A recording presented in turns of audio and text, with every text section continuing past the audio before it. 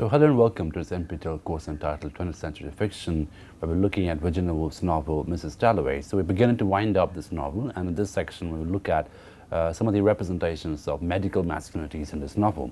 By medical masculinity, of course, I mean the two medical doctors, Holmes and Bradshaw in the novel, who obviously are tyrannical doctors, who exhibit no empathy, who exhibit no kindness to the patients, and instead they talk about preparation, they talk about health, they talk about hygiene in a very eugenics-centric kind of a way, right? So, and obviously the entire gaze they have is very, very masculinist, is very, very tyrannically masculinist, right? So that obviously doesn't have any degree of empathy in it, and is hyper-rationalist as well. So this typical construction of masculinity as being something informed by rationality, reason, logic, proportions, etc., is what informs, in turn, their medical gaze as well.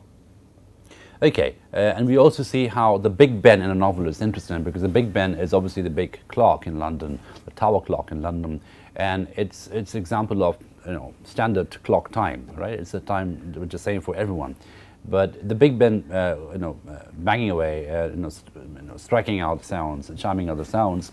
It has a very symbolic significance in this novel, because that obviously is something which connects all the different characters across the metropolis. So in that sense, it's a bit of a hyperlink novel, where every narrative is linked to every other narrative in very complex ways.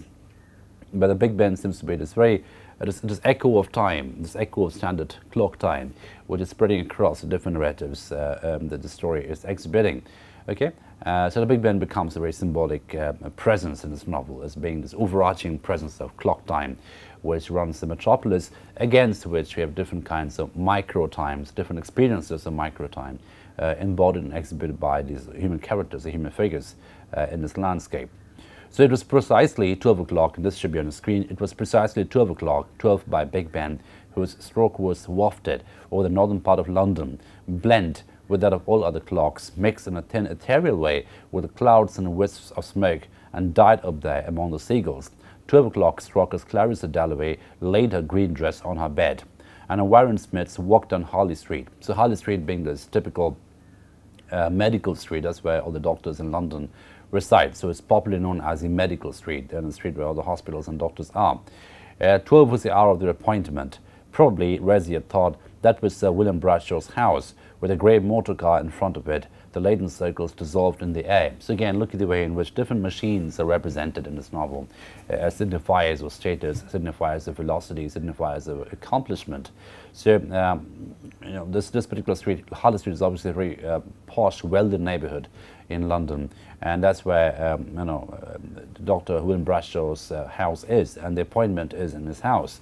And there's a car in front of his house, and Razia, Lucretia Smith, while walking down the house with her husband, the invalid Septimus Smith, she looks at the car and assumes it is the doctor's car, which obviously goes on to show that the doctor's made quite a lot of money, a lot of wealth by treating his patients. Indeed it was Sir William Bradshaw's motor car, low, powerful, grey, with plain initials interlocked on the panel, as if the pomps of heraldry were incongruous, this man being the costly helper, the priest of science. And as the motor car was grey, so to match its sober sobriety, grey furs, silver grey rocks were heaped in it to keep her ladyship warm while she waited. So again, look at the way in which the car is humanized, or rather effeminized. So the car is turned into, or described, or represented as a female. So her ladyship is waiting. Dr. William Bradshaw is the male possessor of the car. And we are also told that, he is a priest of science. So again, science being this high pedestal of knowledge, the highest pedestal of knowledge, because it involves proportion and logic and rationality. And William Bradshaw embodies that kind of wisdom in common vocabulary, in common perspective. So he becomes the embodiment of hyper-rationalist, masculinist achiever, right? And the car obviously becomes a signifier of that achievement, the professional, social status that he enjoys as a doctor.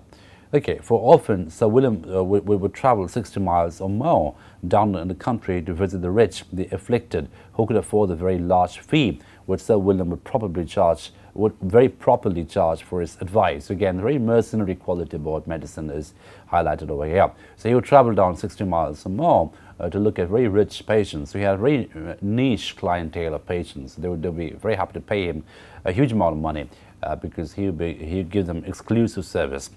Her ladyship waited with the rocks about her knees, an hour or more, leaning back, thinking sometimes of the patient, sometimes exclusively of the wall of gold, mounting minute by minute while she waited. The wall of gold that was mounting between them and all shifts and anxieties. She had borne them bravely. They had had the struggle until she felt wedged on a calm ocean where only spice winds blow, respected, admired, envied, with scarcely anything left to wish for, though she regretted her stoutness, large dinner parties Thursday night to the profession, an occasional bazaar to be opened, royalty greeted, too little time, alas, with a husband whose work grew and grew, a boy doing well at Eton she would have liked a daughter to, interests she had, however, in plenty, child welfare, the aftercare of the epileptic, and photography, so that if there was a church building or a church decaying, she bribed the sexton, got the key and took photographs, which were scarcely to be distinguished from the work of professionals while she waited. Now, again, look at the way in which suddenly we're talking about the wife of William Bradshaw, from the car to the wife. So again, there's a very interesting blend of the human and the machine over here. And the car waiting also becomes an example of the human waiting, and we saw that happen in Eliot's Wasteland as well. Remember the taxi throbbing waiting as a recursive image in the Wasteland, while human beings are becoming more and more machinic in quality. Now, this section, it has a series of markers, metonymy markers of class, of professional prestige, etc. And look at the way in which the division, the gender division happens over here very, very neatly. The husband goes and makes money, the wife does amateurist things. The wife is an amateur photographer, the wife is someone who takes care of different causes, etc. So this divide is very neatly and it's done in a very, very heavy-handed, gendered way. And we are told that she's also an amateur photographer because whenever she hears that a church is decaying, she bribes the sexton, gets in a church and takes photographs with a camera, which are supposedly just as good as professional photographs. Right, but then she has to wait all the time. So this whole idea of waiting becomes important. Waiting for a husband, waiting for a human communication, waiting for a human empathy, waiting for human warmth, which never obviously occurs, which never obviously emerges. So this endless wait for things which don't come is something which you see in Mrs. Dalloway as well. Through this very micro characters. So William Bradshaw's wife, is one of those characters who are obviously endlessly waiting for the husband to exhibit some warmth, endlessly waiting for the life to exhibit some warmth around her. But then superficially and on the surface, everything is splendid for her. She's got a boy who's doing well at Eton. She'll like a girl too, a daughter too. But then, of course, they didn't have any other children, so the only boy is in Eton. Eton being obviously a signifier of privileged education, right? So all the markers of privilege are very carefully strewn over here. Okay, so, and then we have a characterization of Sir William Bradshaw. Sir William himself was no longer young. He had worked very hard. He had won this position by sheer ability, being a son of a shopkeeper, loved his profession, made a fine figurehead at ceremonies and spoke well, all of which had by the time he was knighted given him a heavy look, a weary look, the stream of patients being so incessant, the responsibilities and privileges of his profession so onerous, which weariness, together with his grey hairs, increased the extraordinary distinction of his presence and gave him the reputation of the utmost importance in dealing with nerve cases, of not merely lightning skill and almost infallible accuracy in diagnosis, but of sympathy, tact, understanding of the human soul. He could see the first moment that came to the room, the Warren Smiths they were called. He was certain directly he saw the man. It was a case of extreme gravity. It was a case of complete breakdown, a complete physical and nervous breakdown with every symptom in an advanced stage. He ascertained in 2 or 3 minutes, writing answers to questions, murmured discreetly on a pink card. So sympathy is something which is ascribed to William Bradshaw, but of course there's this degree of irony in it. And the other thing is there's no empathy at all. So there's a complete lack of empathy. He has sympathy, which obviously is something which you exercise from a position of privilege. So he has lightning skill, his efficiency, his accuracy, and along with that he has sympathy. So he takes a look at the Warren Smiths and immediately diagnoses a problem without even him having opened up. How long has Dr. Holmes been attending him? 6 weeks. prescribed a little bromide, said there was nothing the matter. Oh yes, those general practitioners, thought Sir William. It took half his time to undo their blunders, some way irreparable. So again, there's a conflict, a professional conflict over here. You know, they've come from Dr. Holmes, and now it's coming to Sir William Bradshaw. And now, obviously, because he's a knighted medical practitioner, that gives him a sense of privilege and superiority over the general practitioners, right? So the general practitioners, such as Holmes, according to Dr. William Bradshaw, know nothing at all. Okay, you served with great distinction in the war. The patient repeated the word war interrogatively. He was attaching meanings to words of a symbolic kind, a serious symptom to be noted on the card. The war, the patient asked, the European war, the little shindy of schoolboys with gunpowder, had he served with distinction? He really forgot. In the war itself he had failed. So again, the war becomes the perfect traumatic landscape for Septimus Smith, in a sense that he fails to remember anything post-war. So he forgets everything. The war absorbs his memory entirely. Yes, he served with the greatest distinction. Razor assured the doctor he was promoted, and they had the very highest opinion of you at their office, Sir William murmured, glancing at Mr. Brewer's very generously worded letter, so that you have nothing to worry about, no financial anxiety, nothing. He had committed an appalling crime and had been condemned to death by human nature. I have, he began, committed a crime. He's done nothing wrong whatsoever, Razor assured the doctor. If Mrs. Smith would wait, said Sir William, he would speak to Mrs. Smith in the next room. Her husband was very seriously ill, Sir William said. Did he threaten to kill himself? And again, obviously, this is the quote-unquote morbid narcissism of Septimus, which is a pathological symptom according to these doctors. Septimus thinks he's committed a crime. Now, of course, we know that a crime that is committed is killed his feeling, thinking, sentient self, right? Because he's been trained to do it through a series of rituals, through a series of very manly drills, military martial drills. That is a crime that is committed. It's killed his thinking, feeling self, his sentient self, his affective self, right? And that has been a crime, according to him, an emotional crime. And of course, the doctor wants to speak with the wife at the moment because he thinks that the husband is quite mad, so he wants a separate word with her. And the obvious question is, did he threaten to kill himself? Oh, he did, she cried, but he did not mean it. She said, of course not. It was merely a question of rest, so said Sir William, of rest, a long rest in bed. Now, this is obviously the rest cure, which is very, very popular at that point in time. This is a method, a medical method invented by someone called Silas Weir Michel, who was a doctor who made a fortune and fame after the Civil War, the American Civil War. And he was the one who invented the rest cure method, where a patient would be confined to rest, almost coerced to take a rest. And there was a degree of violence in this rest cure method, in the sense that the patient would be taken away, would be bereft of all agency, right? And a bit of a biographical digression over here, but you know, Virginia Woolf herself suffered the rest cure for a long time in her life. She was made to sit in a confined room and was given a fixed diet every single day. So the rest cure becomes not just a healing method, but a coercive method. It's an act of coercion where the patient is forced to rest.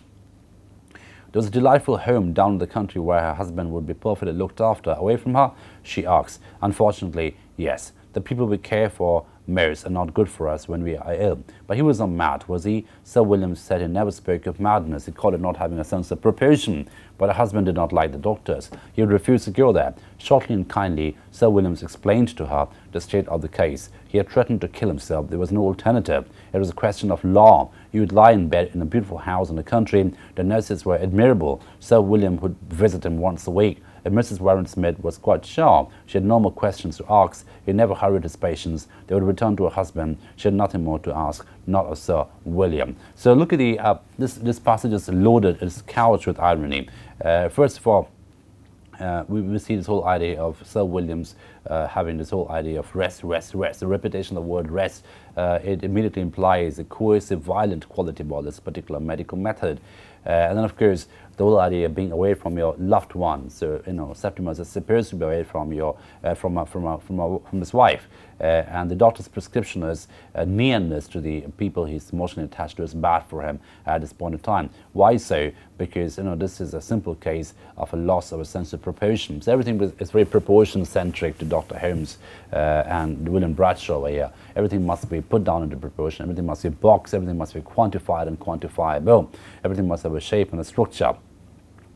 Okay, And obviously, the next thing which is important for us is to know that because Septimus had threatened to kill himself, this becomes not just a medical problem but a legal problem. So again, we have this very interesting collusion between law and medicine, where the person's agency, the patient's agency, is completely disregarded, and then what is given is an entire template, a tyrannical template of confinement and coercion, which is what Septimus is about to suffer at this point of time. And of course, William Bradshaw asked Mrs. Warren-Smith if there's any more question, and there's a irony in here. He never hurried his patients. So again, this obviously carries irony because he's trying to wind up her way up. They would not return to her husband. They would return to her husband. She had nothing more to ask, not as Sir William. So again, look at the diagnosis at play over here. He doesn't even talk to the patient. He takes some second-hand information from the patient's spouse and decides the method of cure for Septimus. So it's a complete disconnect from the experiential reality that Septimus is facing, the experiential suffering of Septimus. There's complete disconnect and disregard for that experientiality of Septimus. And so what we have for Sir William Bradshaw is a series of template, and see in which template does Septimus fit into. And the rest-cure method, the rest method, is a template that Septimus is supposedly about to fit into, according to Sir William Bradshaw. So this according to being the very important bit. Okay, so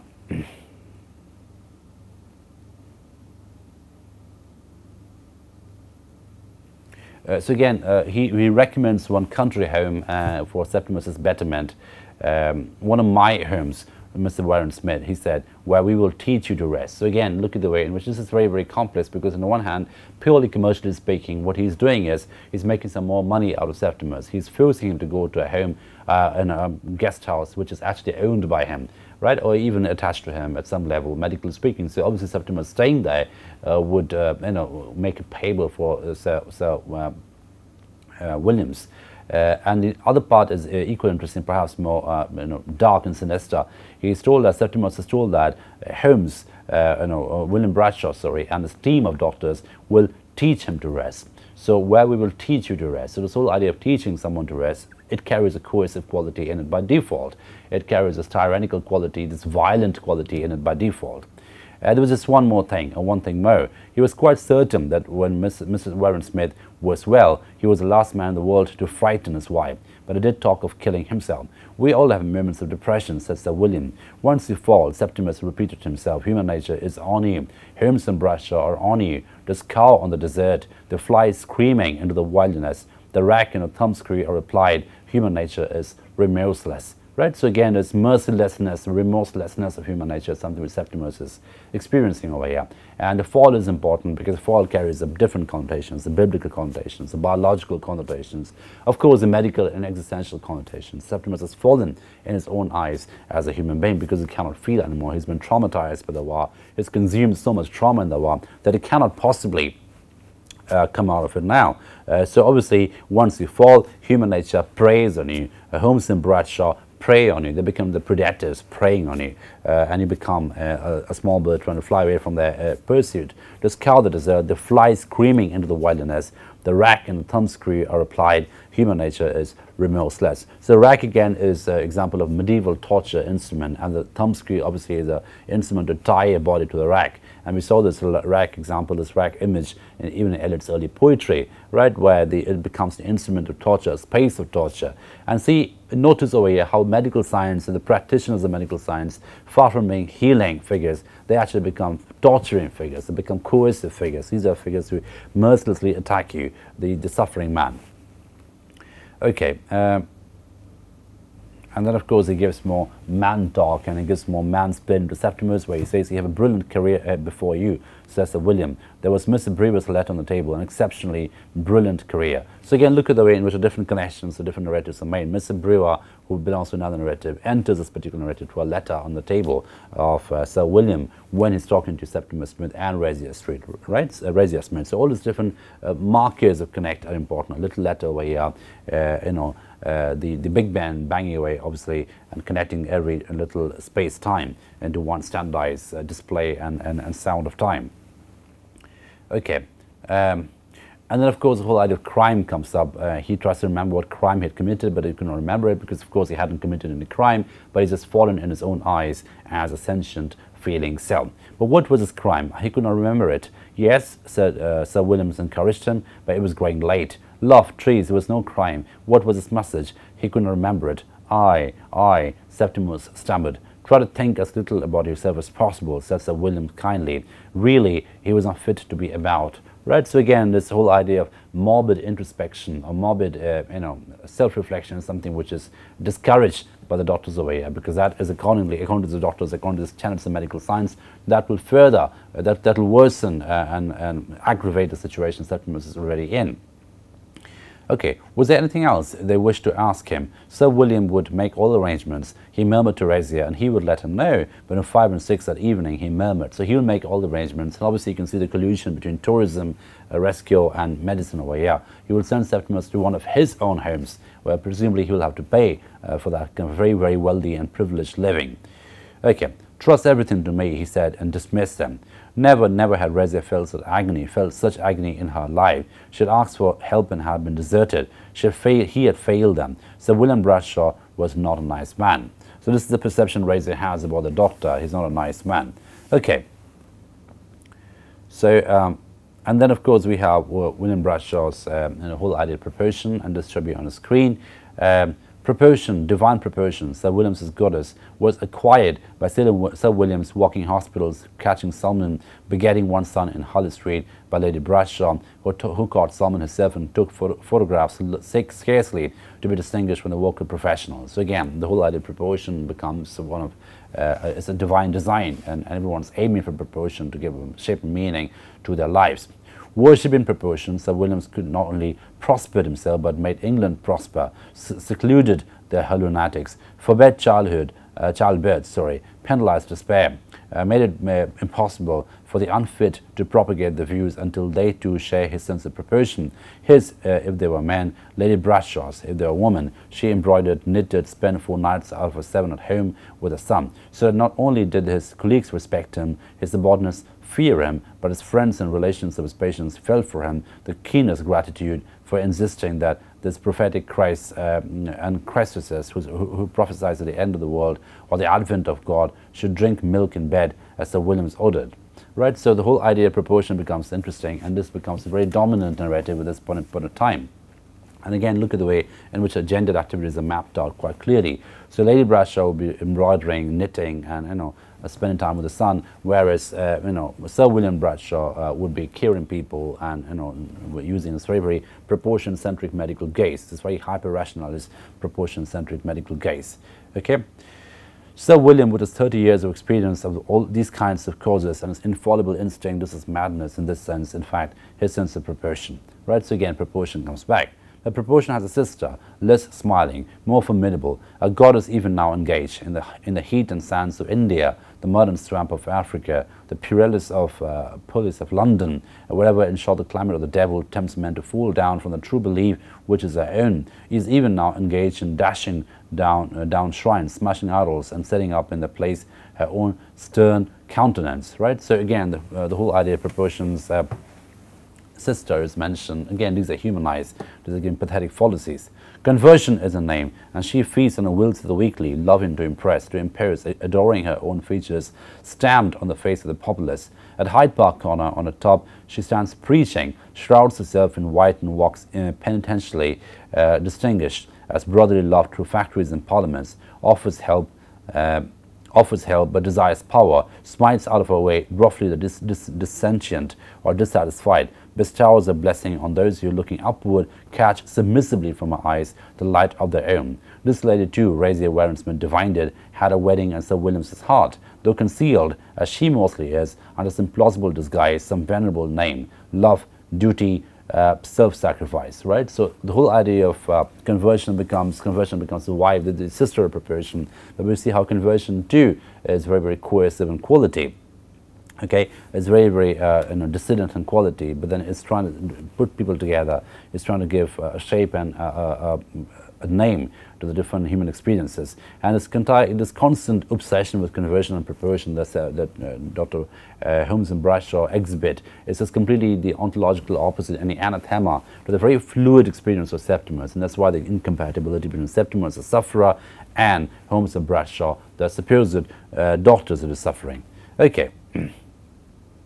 So we find that the two doctors presented in this novel are very interesting characters. They obviously are symptoms, they are the embodiments of the extensions of medical masculinity, which is completely inadequate in terms of looking at the shell-shocked soldiers, because it's still relying on preparation, logic, rationality, and there's very quantifiable and empirical evidence which is used for medical practices. But obviously with shell shock and PTSD and trauma, war trauma, there's no real physical damage done to the sufferer or the subject. Instead what we have is a mental damage and emotional damage, and that needs to be addressed, which doesn't get addressed at all by either of the two characters in the novel. So I'll stop at this point today, but with this lecture we looked at the different kinds of medical masculinities which are promoted, produced and projected in this particular section, obviously as a critique to that kind of masculinity, because remember Woolf is writing this novel as a critique of medical masculinity. It was hyper-rationalist, proportion-loving medical masculinity, which is something which is completely opposite and anathema to the idea of art, to the idea of experience, to the idea of affectivity, right? So affect becomes something that is that's held on to. And Septimus, of course, his biggest brutality, his biggest causality is his loss of affect, the fact that he's lost all his emotions and cannot connect to any emotion around him at all. And then, of course, he's at the hands of these merciless medical doctors who are relying on preparations, who have this over-reliance in preparation, and who essentially confine him and coerce him into taking rest. Rest. So rest becomes a medical method, which almost becomes very quickly a coercive method that Septimus is subjected to as a war veteran, as a war trauma survivor, right? So I stop at this point today, and hopefully by the next lecture we should be able to wind up with this essay, with this particular book, Mrs. Dalloway. I thank you for your attention.